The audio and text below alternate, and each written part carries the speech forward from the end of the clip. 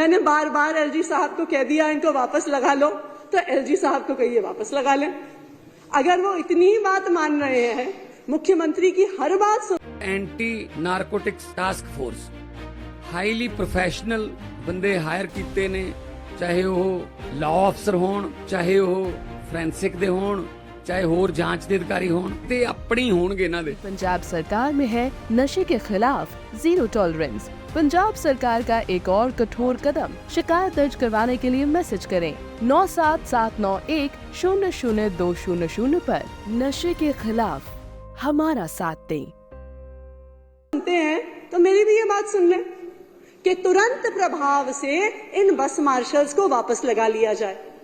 और मैं तो ये भी कहूंगी विजेंद्र गुप्ता जी, मैं तो ये भी कहूंगी आप एलजी साहब से ये साइन करा लीजिए, मैं अपनी पार्टी को मना लूंगी कि आपके खिलाफ रोहिणी में कोई कैंडिडेट भी नहीं खड़ा करेंगे, हम आपके लिए आगे प्रचार करेंगे, ठीक है जी। क्यों?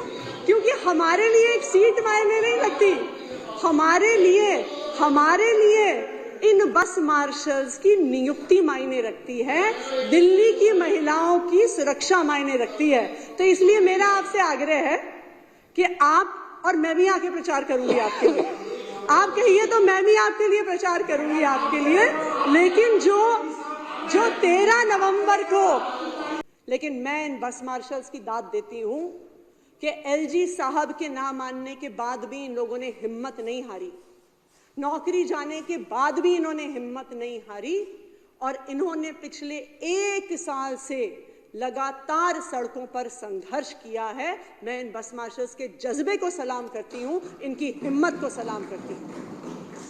और इन बस मार्शल्स का साथ किसने दिया? आम आदमी पार्टी के विधायकों ने दिया, आम आदमी पार्टी की सरकार के मंत्री सौरभ भारद्वाज ने दिया, जो कंधे से कंधा मिला के इन बस मार्शल्स के संघर्ष में उनके साथ खड़े रहे। इन्होंने डंडे खाए बस मार्शल्स के साथ, बैरिकेड्स पे खड़े होकर लड़ाई करी। आम आदमी पार्टी के विधायक और हमारे मंत्री सौरभ भारद्वाज जी बस मार्शल्स के साथ अरेस्ट तक हुए, लेकिन इन्होंने बस मार्शल्स का साथ नहीं छोड़ा। क्यों? क्योंकि दिल्ली सरकार ना सिर्फ इन 10,000 लड़के लड़कियों को रोजगार देना चाहती है, दिल्ली सरकार दिल्ली की महिलाओं को, दिल्ली की लड़कियों को सुरक्षा देना चाहती है। विजेंद्र गुप्ता जी बार बार कह रहे हैं कि अरविंद केजरीवाल जी ने बोला, अरविंद केजरीवाल जी ने बोला, तो इसलिए एलजी साहब ने हटा दिया। मैं विजेंद्र गुप्ता जी को, क्योंकि इतनी अरविंद केजरीवाल जी की चिट्ठियां पढ़ने का शौक है, तो मैं उनको ये भी कहूंगी कि अरविंद केजरीवाल जी ने 20 अक्टूबर 2023 को जो फाइल भेजी एलजी साहब को, वो भी पढ़िएगा। उसमें उन्होंने, सुनिए, स्पष्ट तौर पर कहा कि जो भी बस मार्शल बस में काम कर रहे हैं उनको नहीं हटाया जाना चाहिए 20 अक्टूबर को। और यह भी कहा कि जिन अफसरों ने इनकी तनख्वाह रोकी, चाहे वो अश्विनी कुमार जी हों, तब डिविजनल कमिश्नर थे, चाहे आशीष वर्मा जी हों जो फाइनेंस सेक्रेटरी थे, चाहे आशीष कुंद्रा जी हों जो परिवहन सचिव थे, सब पे एक्शन लिया जाए। तो जो 20 अक्टूबर की चिट्ठी थी जिसमें अरविंद केजरीवाल जी ने लिखा कि एक भी बस मार्शल नहीं हटना चाहिए, उससे एलजी साहब को कोई फर्क नहीं पड़ा।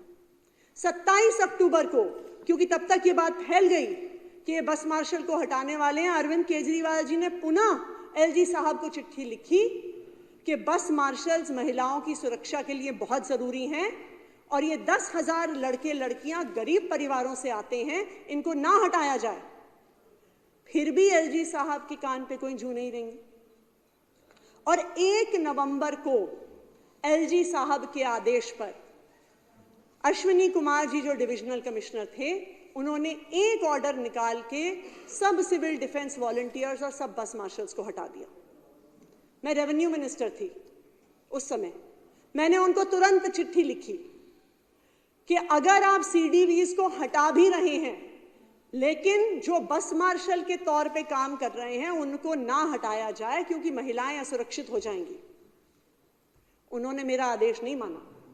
मैंने एलजी साहब को वो चिट्ठी भेजी और कहा कि जो सिविल डिफेंस वॉलंटियर्स बस मार्शल के तौर पे काम कर रहे हैं उनको ना हटाया जाए, क्योंकि महिलाएं असुरक्षित हो जाएंगी।